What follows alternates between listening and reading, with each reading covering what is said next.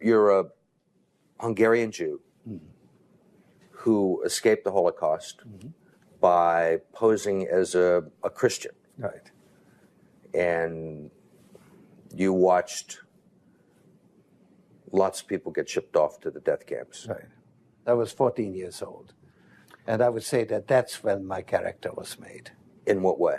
That one should think ahead, one should understand and anticipate events, and one is threatened. It was a tremendous threat of evil. I mean, it was a very personal experience of evil. My understanding is that you went out with this protector of yours who swore that you were his adopted godson. Yes, yes.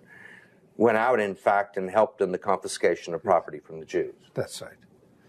Yes. I mean, that sounds like an experience that would send lots of people to the psychiatric couch for many, many years.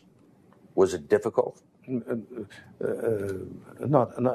at all. Not at all.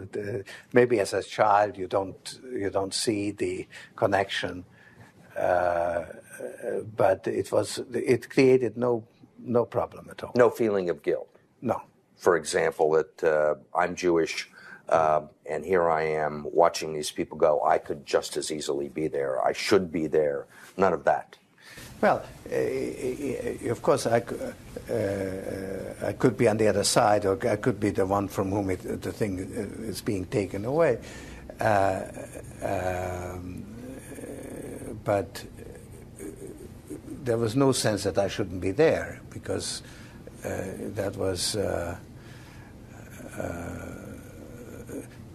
well, actually, funny way, it's just like in markets, that if I weren't there, of course I wasn't doing it, but somebody else would be taking it away anyhow. In other words, whether I was there or not, I was only a spectator, the property was being taken away. So I had no role in taking away that property. So I had no sense of guilt.